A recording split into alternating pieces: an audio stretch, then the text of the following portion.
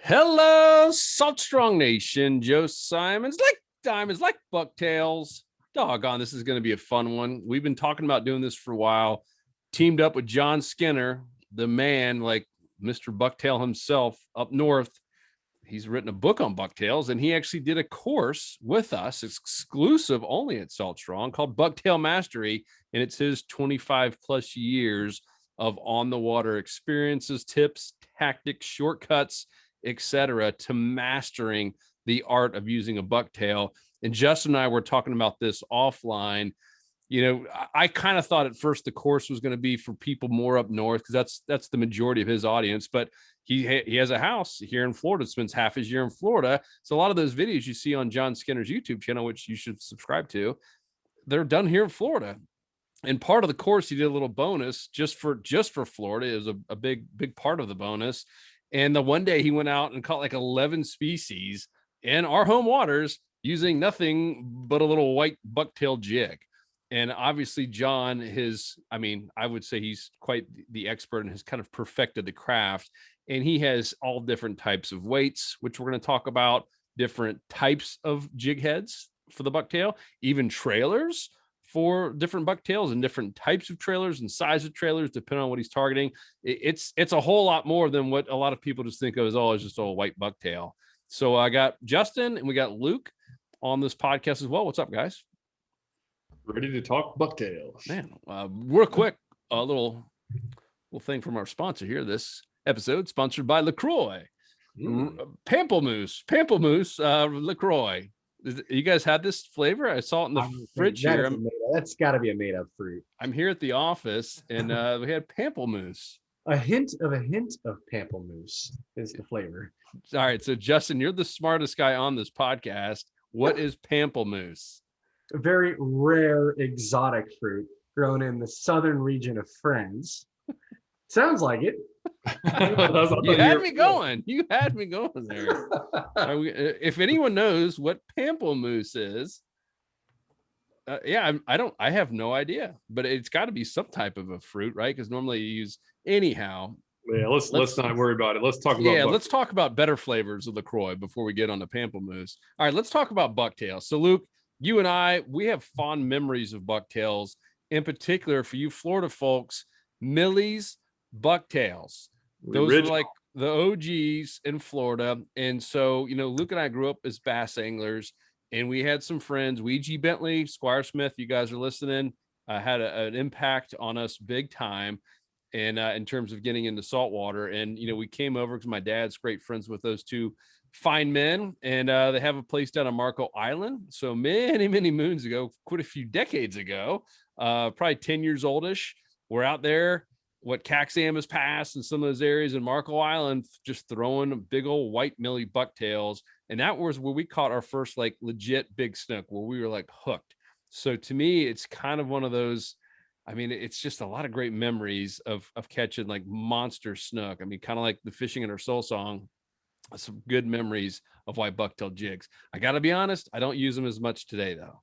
Yeah, check this out, Joe. I was down in the Keys and I saw these are the original bucktails, and they found a stash of them, and they're literally so old that the actual packaging, it was like starting to fade away. Like can't even read what's going on in there. So they had to put it in a new package. So like this is now a memento. I bought all they had. They have even some different size ones.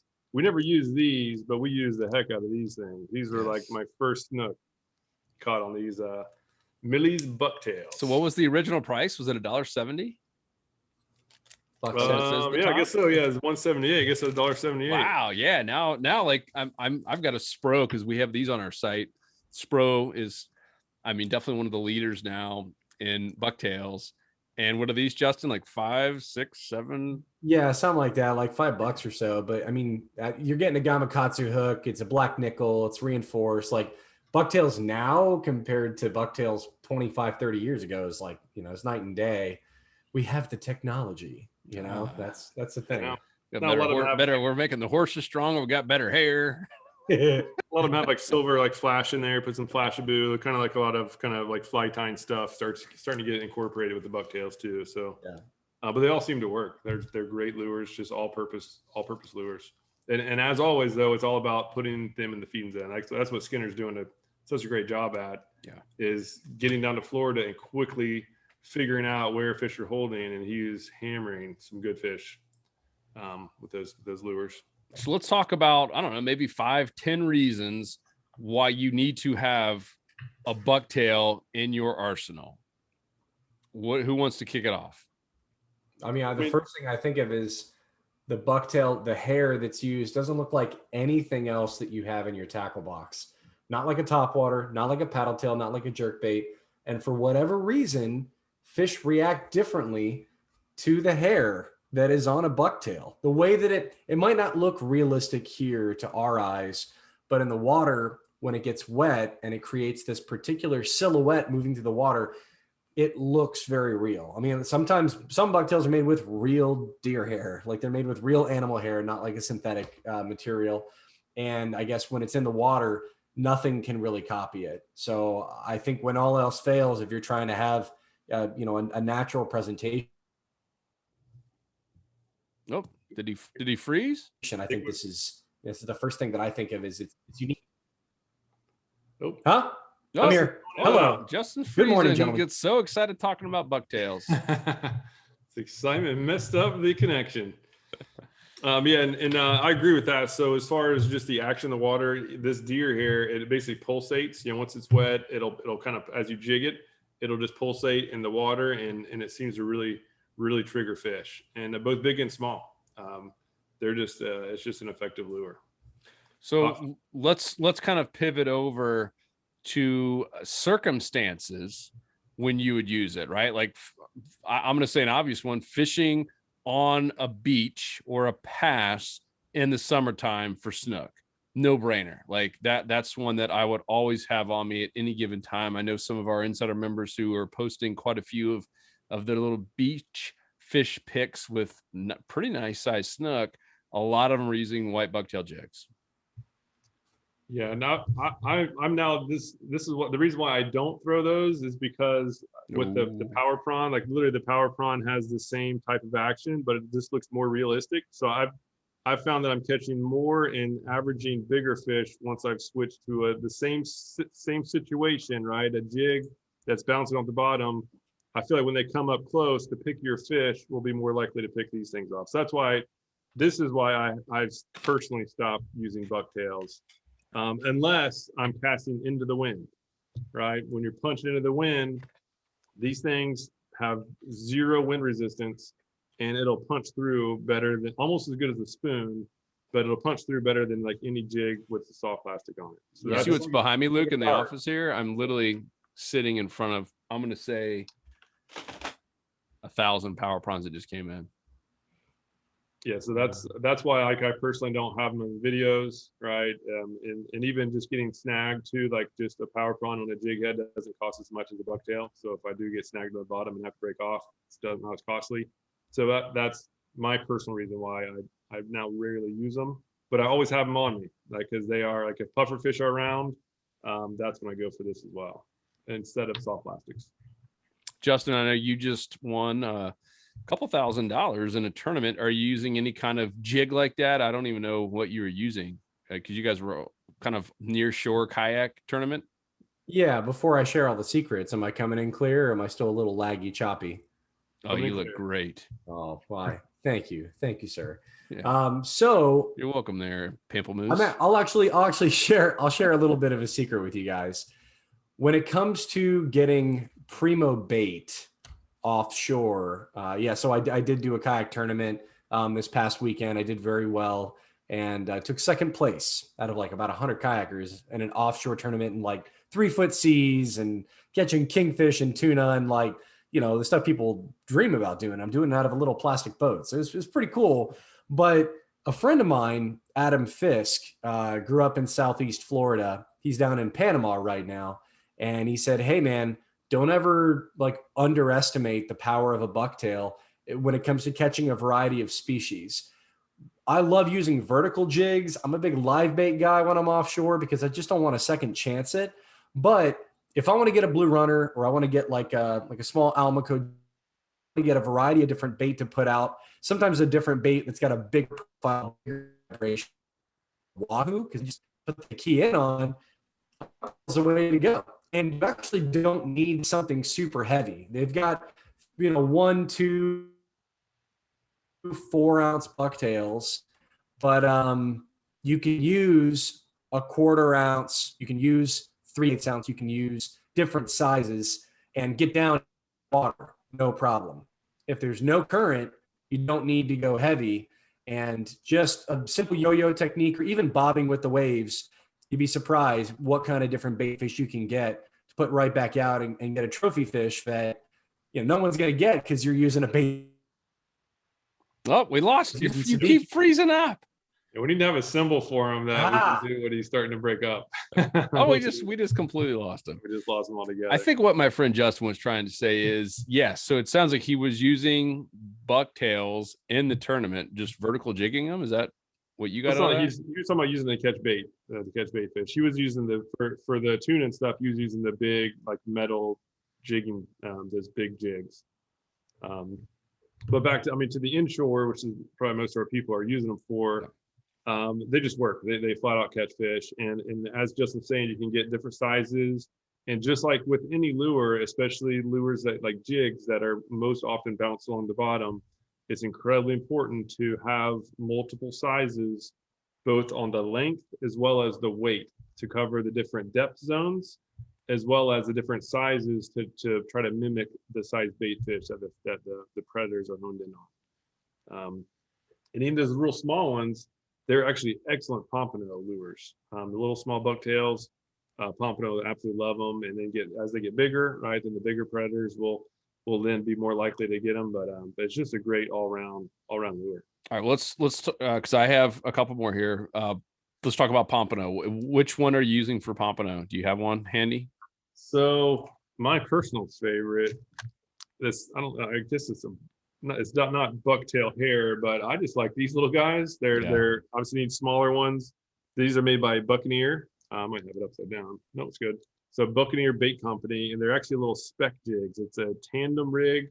They're very small. They're light, so you need to have a pretty lightweight. Let's see what size they are.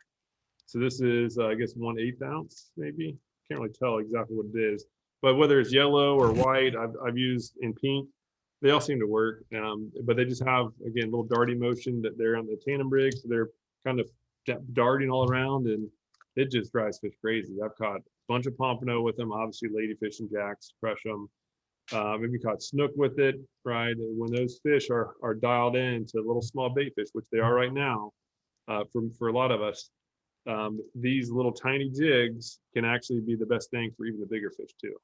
So always important to have some, you don't have to have these obviously, but something like this, have it handy.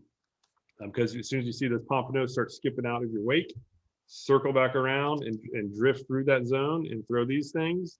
And it is shocking how effective they are. And this is like $1, it's like $2 or something for the pack of 2. Yeah, those things are great. I always keep one of those Buccaneers there in my tackle bag. We just never know, and we don't use them every trip. Definitely not even close. But it's those times where all of a sudden you see the pompano running around you, and you just toss that sucker out. So pompano. The other one is just tipping it with shrimp, and so down on the Florida Keys, we spend a decent amount of time there, at least 3 or 4 trips a year now. We go film down there with Captain Mark Hollywood Johnson. And what's interesting, these are, Mark's got a fleet now of 4 or 5 boats. They're doing doubles every day all throughout the summer. And so they're trying a lot of stuff. Obviously, they're trying to maximize how many bites they get, and they're trying to maximize their shrimp, and they're trying to maximize their jig heads. And so what he found after, 20 years of doing this every day, they used to just use a traditional jig head with a shrimp, right? It's proven to work over and over again. And he's like, well, you know what? Like, these jig heads are getting more and more expensive, which they are.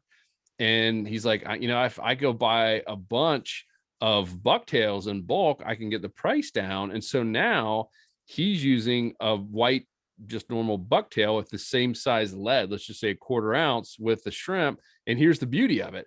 Even when the shrimp gets swiped, which it does all day long in the Keys or anywhere really for that matter, he still has a bucktail, which can catch a fish by itself. So it's like a 2-in-1. It lasts forever. That hair is going to be on there for, I mean, years. It's really tough. Even when catching mackerel and stuff, it's really tough to annihilate the hair off of a bucktail. And he's like, man, it's just a win-win. He's like, I'll have many times where my clients are down there, popping it off the bottom, and the shrimp is gone, and they're still catching fish just, without even a shrimp on. So I think that's a brilliant way to do it, especially with kids, and especially if you're going to be using live or fresh frozen shrimp, and you're just going to be tipping some type of a jig head. Try using a bucktail instead. It is a twofer. It's to me, that's one of the coolest tips down there is, and we've done it ourselves down there with Hollywood. It's great.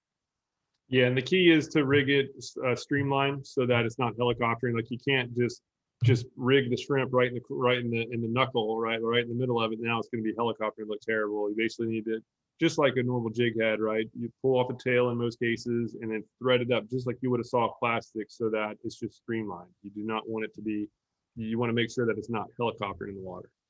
Then you get the good action plus the good scent, which is, as Joe said, it's great. Yep.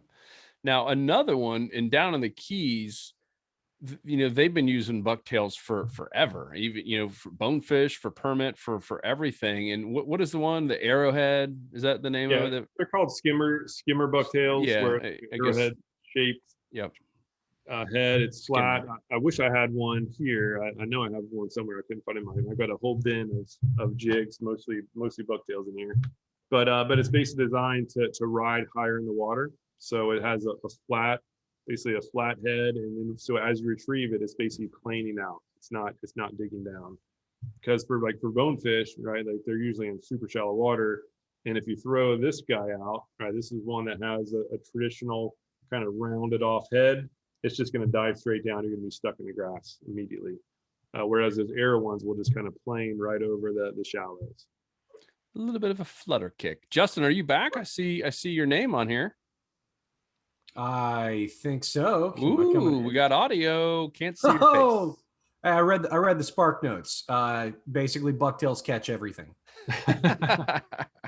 Yeah. So I want to kind of add to that. So the Skimmer Jig, I remember seeing hookups or love lures. They make like a Skimmer Jig and kind of like a brownish root beer color. I know guys down in the Keys were using those for bonefish.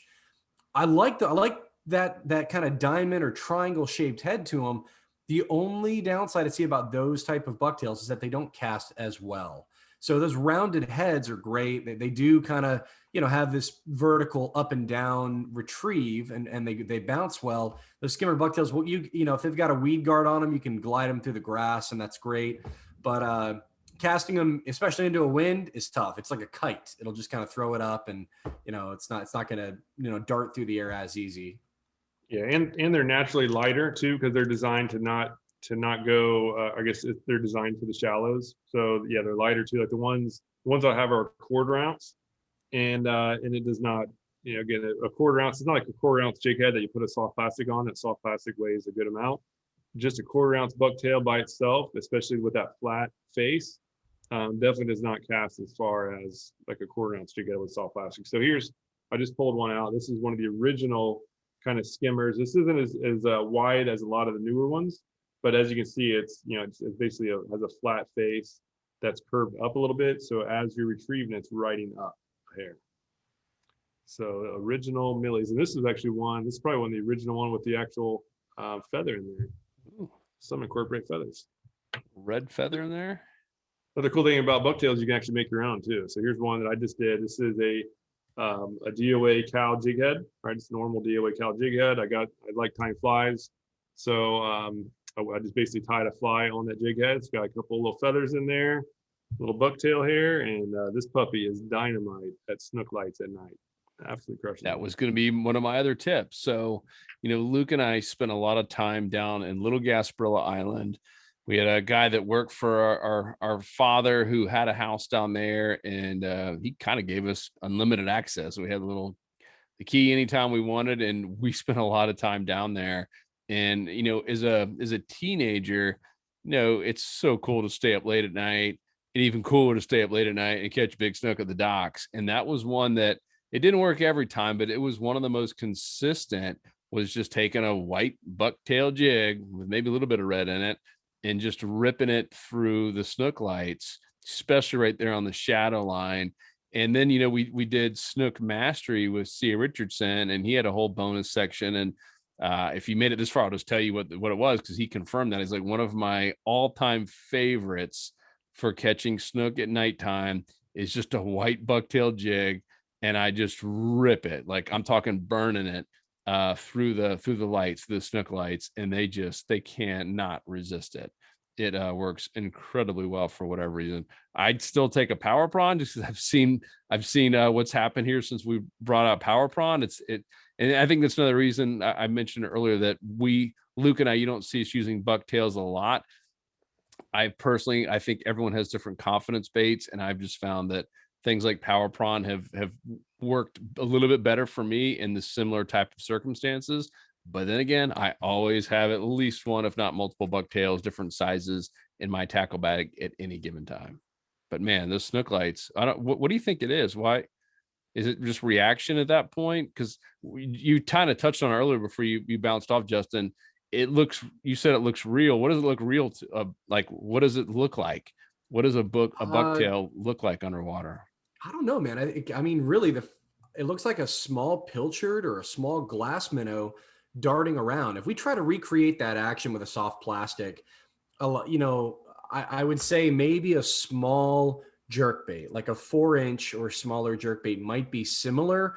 But a lot of jerkbaits, even soft plastic, are designed to, kind of go left and right and zigzag and up and down. When you look at a snook light, and whether you rip or you hop or you aggressively twitch a bucktail through the light, sorry, I feel like I am breaking up. I can kind of see it. But when you do bounce that bucktail through the light, there isn't anything that looks quite like it. So I think you grabbed a pack of Alabama leprechauns just to kind of show, like, that split tail design. Even if it was a straight tail design, it's not going to have this erratic movement in an up and down fashion. Those jerkbaits are going to kind of dart left and right, and they're going to kind of zigzag, and they're going to look like an injured bait fish that's really squirrely. For some reason, these bucktails, when they move on a mission, and then they move like from A to B, kind of in a straight line, but you can lift them or rise them or just reel them straight. I don't know. I don't know if it's that hair when it gets wet, it just kind of makes this particular silhouette that seems to look more like a bait fish. I'm not really sure, but it could just be that it's an easier meal. I don't know. Sometimes with a jerk bait, if a bait is jerking around erratically and a predator has to hone in on it and play cat and mouse with it, they're not as willing to eat it as if something that's moving straight or just on a straight path. I don't know. There's a lot of theories behind that. I'm not entirely sure, but I mean, I could also just accept the fact that there's a little bit of magic behind it. There could just be some magic behind a bucktail that we can't entirely explain. We can just theorize about, but I mean, flat out, it works. Like, you can't say it doesn't. Like, everybody that's used it will say that is that's a good snook go-to in any situation. Yeah, and I think as far as what it looks like, and I think the reason why it's so good is because it looks like a lot of things. So when you're doing like the snook light, and generally those fish, they're pretty smart. A lot of people fish lights at night, and those fish aren't totally stupid, right? They'll eventually learn to be a little bit more careful. But you basically cast up current, past the light, let it sink for a while, and then reel super fast. Basically, it's all instinct. It's all a reflex strike. So I think in that case, it looks like a bait fish that's kind of just swimming really fast, a scared bait fish. And those snook, they only have a split second to get it. Otherwise, that thing's gone, and they'll just go instinctively grab it. When fishing passes, especially on like the outgoing tide, we used to catch the biggest snook. It was always in the middle of the summer, right? The snook are usually spawning out near the passes. The outgoing tide is flushing out a lot of crabs, a lot of shrimp. And when you're jigging it, so instead of the straight motion fish, right, it's the motion of a bait fish going around.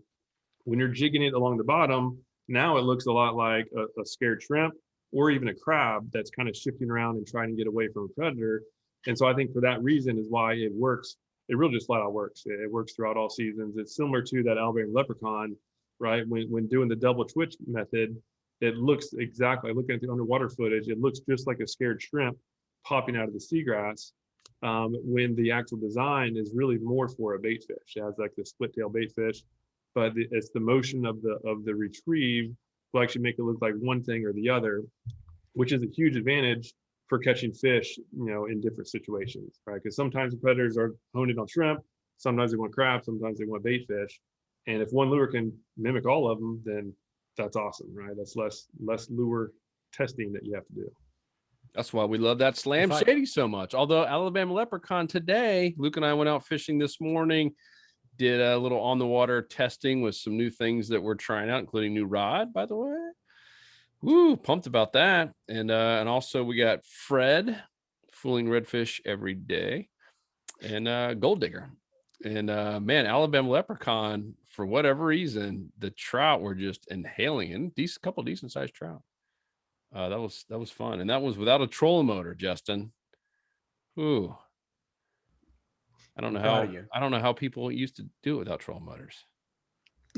Like, what do we do? What do we do? How do I hold my hands?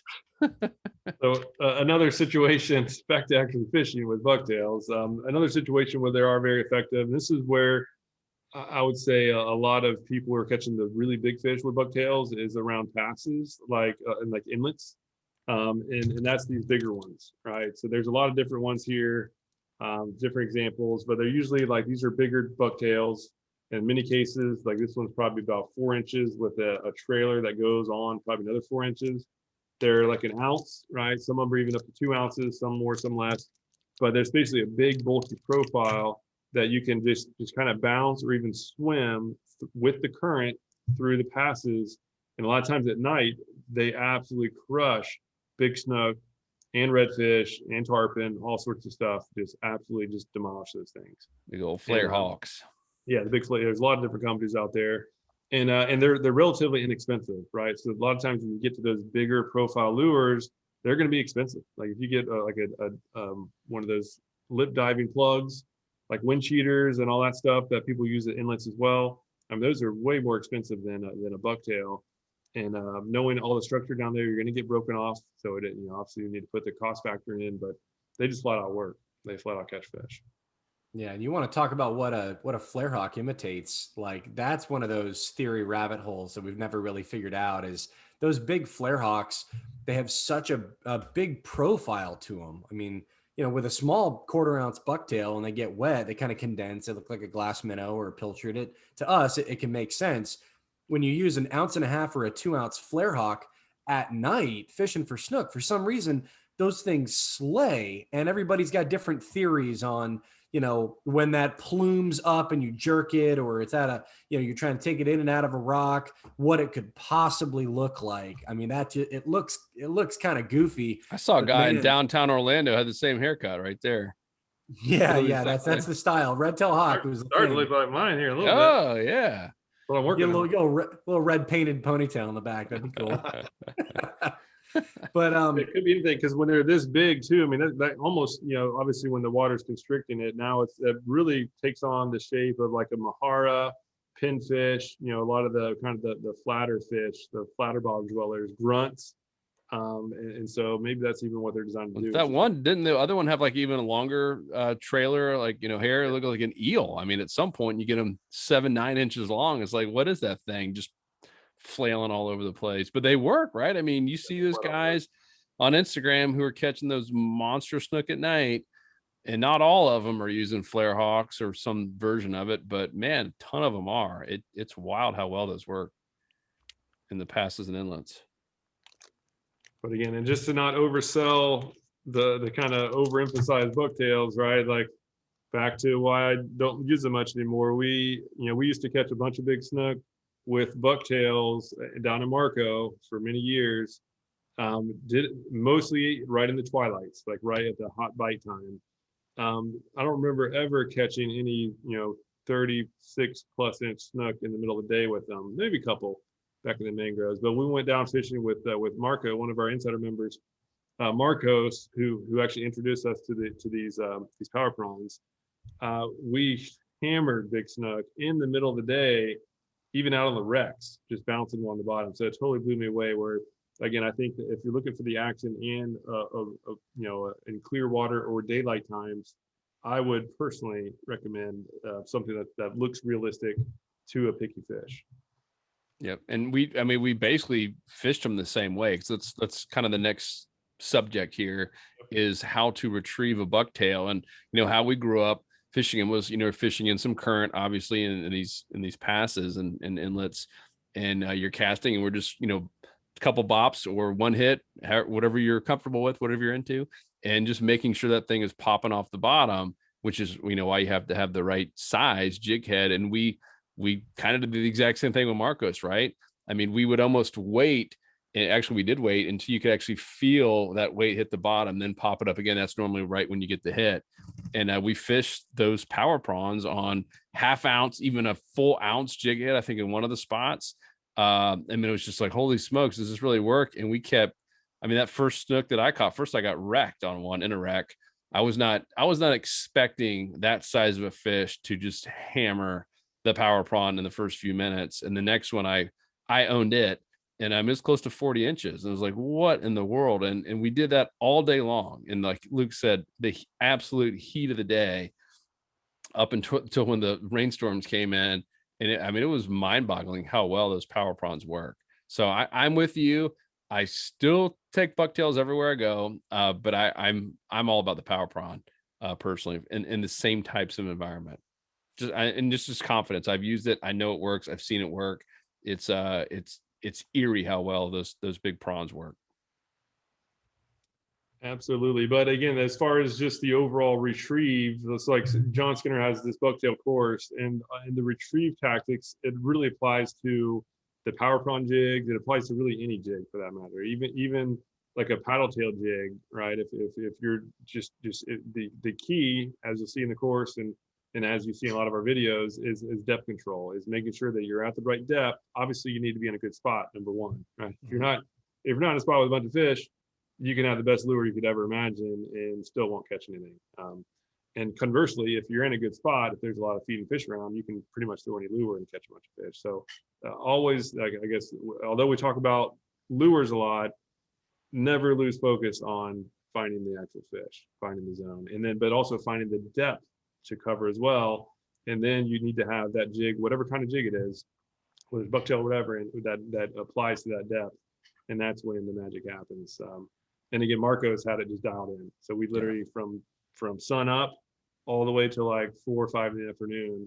I've never seen so many overslot snook caught and hooked with artificial lures ever. It was insane. It was absolutely mind-boggling. And as Luke said, bucktails work. I mean, we're clearly not the experts. Skinner is, and that's why we have that course with him. And so I would say, if you're dying to learn more and to become an expert, and I don't know, just to kind of save time and maximize your time, I would definitely get the course. It's $47 right now. Normally was 100 something. $47 to get all of Skinner's, like, everything. And the comments in there are crazy because he released it to his YouTube audience first. I guess it's been 2 months now. And the comments just like, holy smokes, like, this is better than anything he's ever put out there. And it's very comprehensive, all kind of step by step, even shows like his spots. Skinner's really big into not ever showing his spots. What do they call them up there and up north? Spot burners. If you're a spot burner, you get stabbed.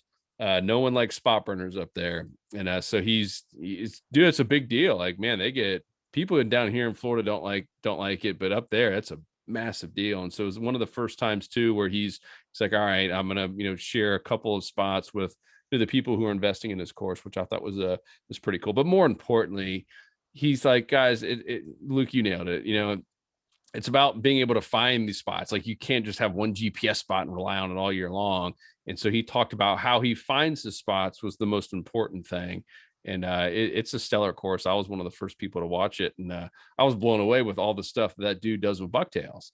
Absolutely crazy, and he just owns it. And great way to catch fish. Great way, especially if you're in Florida. A great way to catch a lot of snook. It just continues to keep working and working and working. The other cool fact, I mentioned it before on a podcast, when we had what was his name on that wrote the book? Sergeant? No, Oh, what book are you talking about? not Frank Sargent's book. I'm blanking on his name. Science. Who knows it? Who knows it? All right, I'll think through it. But he talked about in the book, he mentioned, Bucktails, Sosen, Mark Sosen. So he mentioned in the book that I think it was World War II, that every single combat soldier there was given a survival kit. And in every single survival kit, guess what? Was a white bucktail jig and some mono line. Just because it was that one thing that you could tie to a twig and try to catch fish anywhere in the world that you might be stranded. I thought that was kind of cool that even the military saw the power of this one lure. If they could only give their soldiers one lure to survive in the wilderness, it would be a white bucktail jig, which was pretty cool. Yeah, Mark Sosen. Sorry, Mark, for blanking on your name. Yeah, and even too, because this is what we started using when saltwater fishing. And Joe, I remember how we used to think that saltwater fishing was just so easy, because all we do is we just go basically idle over to a sandbar or beach in the past, and the Bentleys, the whole crew knew exactly when to go, and we would just put on a simple lure and just jig it on jig it with the current, and we just hammer all sorts of fish. Flounder love it, snook, redfish, trout, tarpon, everything will pop it. But and we were total beginners. Like we were young. I remember like super young doing that. And a benefit of the bucktail is with the actual hookup ratio too, is one thing we want to emphasize.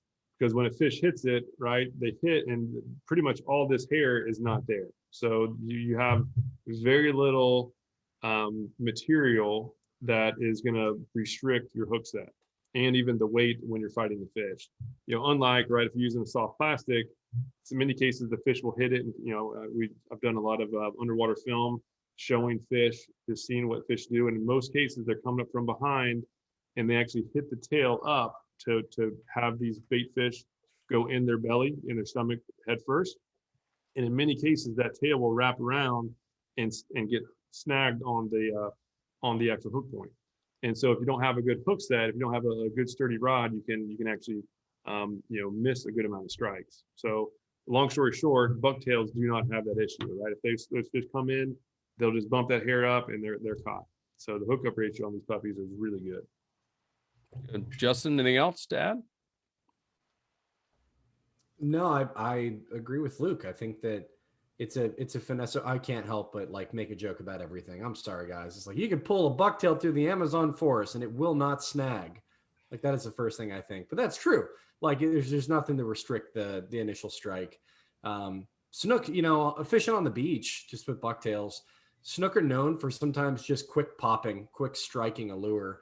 And that's why something like a Meridine and other lures with treble hooks, when they go and they just pop at it really quick and they don't get the whole thing in their mouth, those like a Meridine or a twitch bait sometimes works well. But with a bucktail, you're right. When they eat that bucktail, there really isn't anything in their way. The hair is so thin and soft, it just compresses and it's all hook. It's just, you tying straight to the eyelet of the weight mounted straight to the hook. So it's direct contact. So simplicity at its finest. Ooh, simplicity specialist. It's basically a jig head with a little camo on it. Come on now. So here are the 10 reasons. I've been writing them down as you guys have been chatting away. 10 reasons to always have a bucktail jig in your tackle box or bag. If you're like Luke and you really love soft bags, little man purses. Snook on beach, love them. Number 1. Number 2, tipped with shrimp for the ultimate 2-for-1 jig. Thanks to Captain Mark Hollywood Johnson, tipping a bucktail with shrimp. If you guys missed that part, if you were snoozing like Justin was earlier, we just busted you. If you guys are listening, Justin's camera's off. We caught him snoozing. He was probably taking a little cat nap there. So that's a great one. You actually, instead of using just a jig head with shrimp, you use a bucktail with shrimp, and you can still catch fish even after you've lost your shrimp. Pompano, love it. What is that one called, Luke? The old Buccaneer? Pompano, love that smaller little bucktail. The Buccaneer spec rig. And now here's Justin's chance to redeem himself when we lost him. Number 4 was catching bait for offshore, nearshore fishing. So you were using a bucktail to catch bait, right? Is that What we thought? That's what we thought we heard. that's what we thought we heard? So I want to Secret- confirm. You're right. Secret weapon to catch a variety of different bait that the sabikis don't catch as well. And sometimes a little bit bigger bait, different vibration and profile, gets you that monster wahoo or that monster kingfish. And people don't think about that. So cool tool to use for bait catching as well. Bucktail is greater than sabiki in this case. Number 5, bonefish will suck down those things and permit on the flats. And that's the, what is that one called again? The skimmer, the old skimmer, the John Skinner skimmer. Number 6, the lights at night for snook, trout, redfish, they'll all come up and hammer a bucktail that is being ripped through the lights at night. Number 7, Luke did a whole video on this. We'll link to it. You can make your own super easy. Unlike soft plastics where it can be kind of messy, or even pouring your own lead, all that is like next level. But just making a bucktail jig is actually incredibly easy. You can do it right there at your house. You don't need much. You go to a little fabric store and get a jig head, and you're off to the races. What? That was a while ago you did that video, man. That was back like old school in Davis Island. That was when we first started, within the first few months. Back when you looked like a little 9-year-old girl. No facial hair. A lot's changed 6 years. Number 8, Flarehawks, the big boys, are amazing for over slot snook and passes and inlets. Number 9, Flounder and Fluke absolutely love a bucktail. I mean, that's one of the coolest things that, Skinner really became known for, is that underwater. It's like that green looking film because he's so doggone deep down there, just jigging a bucktail. And sometimes while he's just slow trolling and watching those flounder / fluke come up and just absolutely destroy it. So great jig for flounder, with or without the trailer, with or without the scooter stick. And he has a really unique retrieve for that too, specific for drift fishing flounder that's in the course. And it absolutely crushes flounder. Like John, he is by far the best flounder person I've ever seen, getting some 10-pound plus flounder, many of which on film. It's amazing. And it's a totally different retrieve than I've seen anybody do for any other type of fishing. Yep. So get the course. Number 10, the hookup ratio is super high because of the reasons that we just stated a few minutes ago. So those are 10 reasons to always have a bucktail jig in your tackle bag. So what should you do next? Well, 2 things. 1, go to fishstore.com and buy some bucktails. I know we have some always in our store just because it's one of those lures / jigs that just always keep working no matter where you are. That's why the military gave them to their soldiers, because they literally work anywhere, especially from Texas, Virginia, and everywhere in between, where most of our audience happens to fish. And number 2 is get that course. It really is fantastic. For $47, I invest in myself all the time. Anytime I want to become an expert at something, you basically get 20 years of someone's expertise in a couple hour course that he spent a year working on this thing. It is fantastic. And as I mentioned earlier, it's all comprehensive and broken down into smaller videos. So it's not like some 2.5 hour just one long video. It's broken down into each individual videos, and a ton of on the water footage. That was my favorite part. He even kicked off the whole course with him just exploring a new beach. So he's actually in his truck, up there in Jersey, and there's some parts of Florida like Daytona Beach and stuff you can still drive on the beaches, and he's just up there in somewhere in New York area, New Jersey, driving on the beach trying to look for spots, and hits one up and starts catching big old stripers right there on a bucktail jig. It was a really, really cool video. So definitely check that out. That's at saltstrong.com/product. So it's in the product section. Then you can see the courses. And of course, if you're on the blog or YouTube, we'll make sure to put a link that goes directly to his course. And just so you know, that this course, just like all of our others, if you get it, go through it. And if somehow you don't think it is worth 10x what you paid, just let us know and you get a full refund. So this is, there's no risk to you. It's you're gonna absolutely love it, or you get your money back. We make it super basic, and we know that won't be an issue because this is a very good course from, again, like the guy for Bucktails. So just want to make sure that anybody on the fence knew about the guarantee behind it. And then 10x it's probably a little bit higher. I mean, the whole goal is, I mean, 10x of right now it's at 47 is a special that John agreed to lower down to. So you're talking $500. Normally I'd say closer to 800. I mean, the whole goal, like that day with Marcos, right? I would have gladly paid him $1,000 just to see what he did. And that's all we're doing. We're, John's taking out cameras and just showing everything from start to finish, guys. Like, here's how I go out there in multiple different types of spots, in multiple different types of bucktails, sizes, the skimmers, etc. And here's how I use these to catch fish. It is priceless because that's something you got forever. I mean, what we learned that day with Marcos, I mean, it's changed our game. I mean, it's obviously now we're investing heavily in power bronze. If you guys can see behind me, this is all power bronze down here back behind me. I mean, it's just things flat out work. So I would highly encourage you to invest in that course if you are interested in learning how to master bucktail fishing. It's pretty cool. Anything else?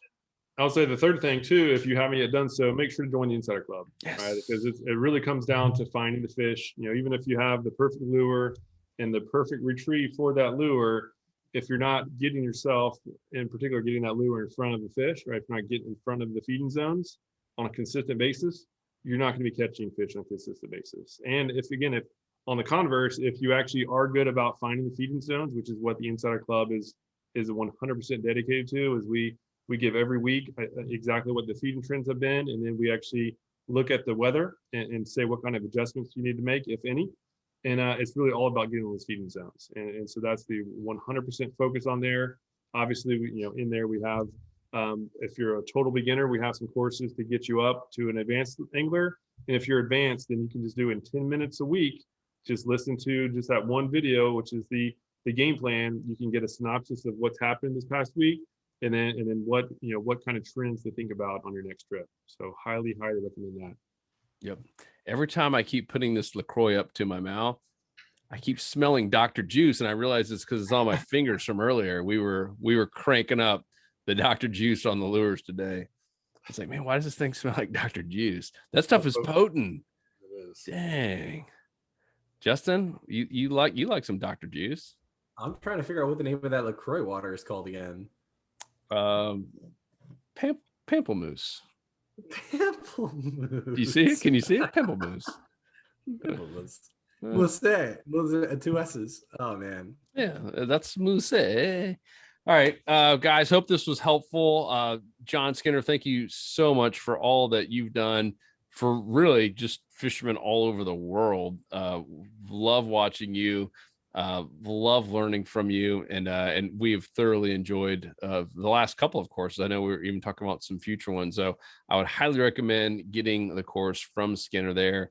Really nice discounted deal right now, at least while we're running this podcast, and very, very, very cool. And it's interactive. So I mean, John's in there at least once a week, usually just replying to all the comments, and I think already once has gone out and filmed something new for it. So if a question comes up or someone says, hey, what about this scenario? He'll actually go out and film it, which is really, really cool. And so that's the stuff that you cannot find on his YouTube channel. So that's once again, saltstrong.com in the product section. And then you'll see the courses, and his course will be right there. That's if you're listening and you're just trying to remember. Otherwise, if you're here on the blog post or YouTube or wherever, we'll put a link down there in the show notes where you can go get it. And of course, as Luke said, join us in the Insider Club. And if you know anyone who is even remotely interested in inshore saltwater fishing, refer them over, tell them they got to join the club. We just hit 25,000 members. Really, really neat. We're incredibly blessed. Super, super excited to hit that number. It's one that we've always kind of dreamed of. I was like, man, it'd be cool to have a club of 25,000 anglers who are like us and we're friends with and are fun to hang around, and are positive and helpful and sharing. And we have it. And now it's just continually it's like the snowball. It's nuts. Every time I check it, there's oh man, 5 more people just joined in the last hour. And all of a sudden a day goes by, there's 50 people. I'm like, man, it is really, really cool. And it started in Florida. Now really Texas is number 2 in terms of the most amount of people. And then the Carolinas and Georgia and now Virginia, and obviously Alabama, Mississippi, Louisiana, everywhere in between. So anywhere there's redfish, speckled trout, and obviously we have snook in a couple of those states. But mangrove snapper, flounder, grouper. Now we're hitting all kinds of stuff. Cobia, triple tail, been really, really cool. All the new species we're bringing on as well, and some other fun experts like guys like Skinner. So we appreciate you guys so much. For you current insiders, thank you. You mean the world to us. We're Luke and I just kind of pinch ourselves there, like, man, it's so cool that we get to sit here and talk fishing all day and sit in our insider community and get to see everyone's report. It's been really, really cool. And looking at Justin's report here recently about number 2, that was a long report. Really, really cool, dude. I mean, that's if you haven't read it, just look up Justin Ritchie and the Insider Club and read that report. It is fantastic. I mean, the dude's out there in a few feet of seas, and where most boaters don't even want to be out there, and he's out there in a kayak, like slaying some pretty hardy fish. Yes, sir. Oh, he's napping again. He's caught him sleeping. Yeah. Still tired from catching all those from getting second place in that big tournament. I think it's tough. Oh man, yeah, it hit me pretty hard for Saturday, but I bet. No, just taking everything I've learned from everybody. I've had a lot of help over the years. I think that's what it's about, right? Is I did not learn how to go out in 3-foot seas in a kayak and catch 20-pound kingfish from, naturally a lot of trial and error, but I had a lot of help, and I wouldn't have gotten there if I didn't have a resource of people to reach out to and ask, like, how do you catch your bait? What are the depths you're looking in? And, just maximize our resources. The community is a big part of that. So a lot of people have helped me be successful. And that's what fishing's all about. So like a big part of that I owe to everybody else, so it's a shared victory. Yeah, that's the cool thing about fishing is minus the money part. You can keep that yourself. That's mine. Well, maybe you can invest in some new internet and actually have your face on here. That is that's the next thing on the laundry list. Yeah, that is the cool thing about fishing, right? No matter how I've done it hardcore my whole life, as long as I can remember, and I feel like every week or two, just from even going to the community or even just reading or whatever, there's just new stuff to learn. There's new stuff to learn, and as soon as we forget about that, that's when we stop getting better. And so it's like, again, back to the community. Like I've got so many great tips, like the triple tail. I've never caught triple tail before until about probably three years ago, and lately it's just been amazing, and it's just totally changed my game.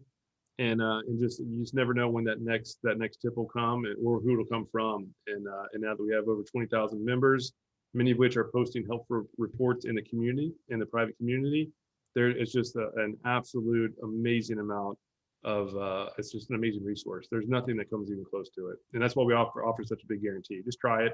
If you haven't tried it before, just try it. And if you don't think it's amazing, just let us know and you can get all your money back. No problem. Saltstorm.com. Join us in the club. And of course, if you go VIP, you get John's course and all the courses, all 28 of them. I think it is nuts how many of these master courses we have. So guys, we appreciate you. Love you. And this was a fun one. Next time we will make sure Justin's on at least his face for the entire time so we can bust him when he's taking a nap. And definitely check out fishstrong.com. Get yourself some bucktails and power prawns and all the great lures that we talked about. Peace. We out.